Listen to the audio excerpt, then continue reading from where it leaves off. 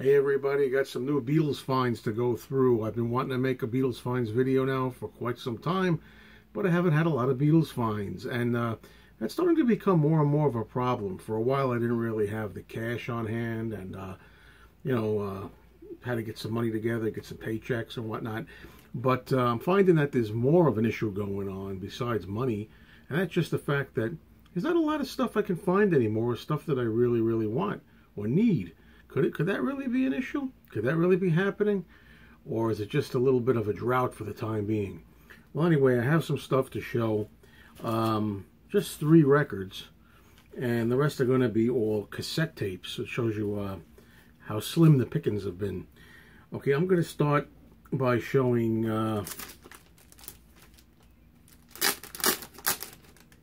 45 here. So I Feel Fine and She's a Woman from Japan. And I'm trying to get rid of the reflection, but it's not easy to do. Let's see what happens if I take it out of the wrapper. Is that a little better? Yeah. I Feel Fine, She's a Woman. And it's on the Odeon label, and also has its little clear plastic bag in there, and that delicious looking red vinyl. So I would say that of all the new finds that I got for this video, this is probably the most interesting one. Or, mileage may vary. Let's find out. Picked up this, which is the Ringo album from 1973. Except that I noticed right away the cover was a lot smoother in texture. It's a UK pressing. Sometimes I'm thinking that maybe I'm done collecting so many of the same album covers and pressings. But then I realize, there's something that stands out. I'm going to get it. Like in this particular one, it's on the Apple label, but sharp eyes will notice that people who know this album well can find out that the lettering is green there on there. I think that's pretty cool. I just thought there was a greenish tint to this, as opposed to the one that we're used to here in the States. And I thought, well, that'll be interesting. That's something different.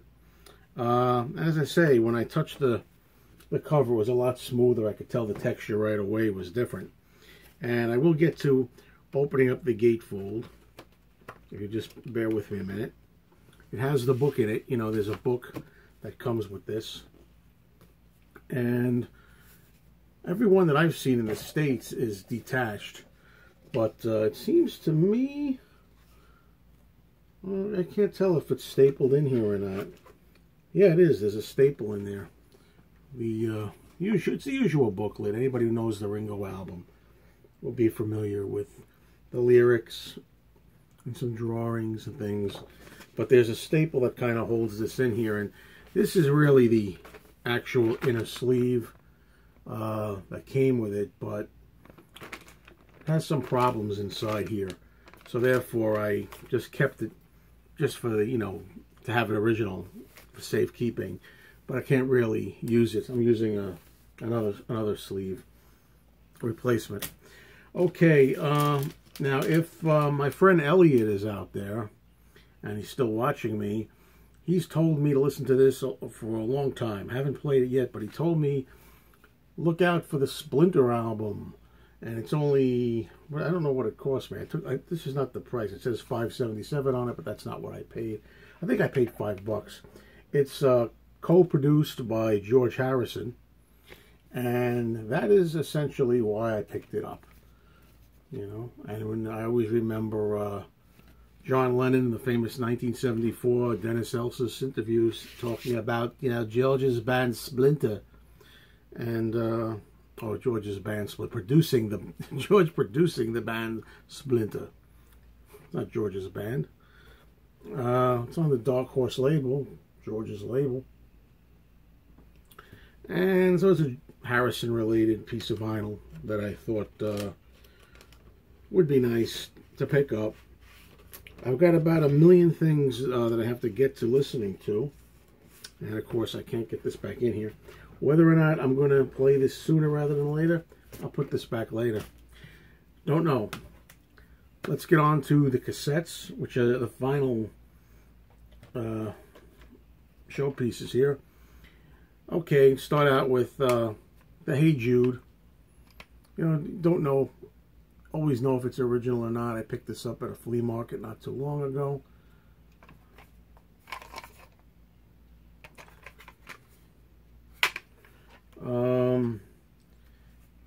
Here's Double Fantasy, John and Yoko. But the reason I picked this one up is because I'm guessing it's original also, because it has the full spine. I think I've seen one that has like a red border around it, a little lettering in there for the title. But this one seems to be the official one. This is still sealed, this one. It's never been opened, but the way this is right now, it doesn't really present a nice looking cover, because it's got the sticker on there. It may be sealed, but it's Paul McCartney's Flaming Pie on cassette. And it also has, as you can see, the hype sticker with the songs on it. I don't know if you can read that. It looks a little blurry. But I'm going to see if I could kind of remove this price sticker and preserve the hype sticker underneath there. But it is sealed. I remember when I showed this one, somebody, so I'm sorry, I apologize, I forget who it was, told me this might be an original. I looked it up and it is. It's the Beatles featuring Tony Sheridan in the beginning on Polydor. And I looked up everything that I kind of had to look up just to check. And it turns out that with the code and everything, it is an original. It looks like first press, first print, whatever word is that you use for it. So,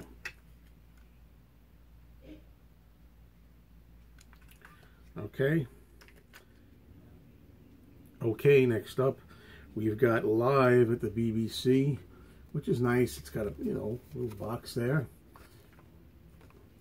You don't really need your glasses to read that. Little booklet just fell out of it. You know, there's the booklet that comes with it. How cute that is, isn't it? A cute little booklet. And, my God. You know, so tiny. As opposed to the album or even CD, right? But, and there you've got your two cassettes that come with it, 1 and 2. This one's got the cover shot on it, and the other one just has track listings. Okay, this was interesting. It was just a single, right? From 1990, I believe. Paul McCartney doing the song Birthday live. And that's on one side. And I think the second side is Good Day Sunshine. Yeah, Birthday and Good Day Sunshine.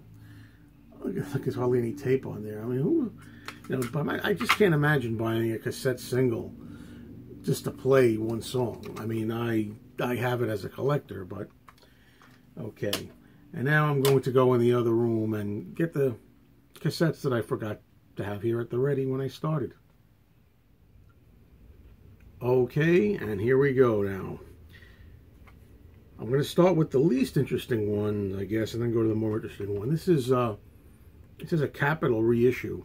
So it's a cassette tape, later reissue, of George Harrison's 1974 album, Dark Horse. And there's that unseemly barcode on it. Now, I find these kind of interesting. These are some German cassettes that I got. I've never seen this before. The World's Best, the Beatles. I've seen it on vinyl, and I thought it was an Australian album, if I'm not mistaken, without looking. So I'm wondering why this is a German compilation, but it is. And that's nice. And another one that's pretty cool, also German. And now the Beatles. I mean, if you're going to collect Beatle cassettes, why not get something unusual like these? Right? Same kind of thing. It's the same pattern with the blue and the blue cassette Following right along here, we have the Beatles Golden Greatest Hits. Germany again. Blue casing, and you got it, the blue cassette. Okay, now I had two versions of Abbey Road here, which was interesting. Okay, almost identical, except for the coloring. Following, just like the others we have here from Germany, Abbey Road, with the blue casing and the blue cassette. And this one was a yellow cassette. It's funny because the blue one, oh man, I'm having some luck today. The blue one says made in Germany, and this one here is a little different. It just says made in EEC, you know, Europe. But I thought it was interesting, those cassettes. I mean, so I picked them up. You don't usually get to see them with these covers or these particular foreign pressings. Anyway, folks, thanks for watching. It's been a lot of fun, even though it was not that really in depth as far as the amount of stuff. And talk to you soon.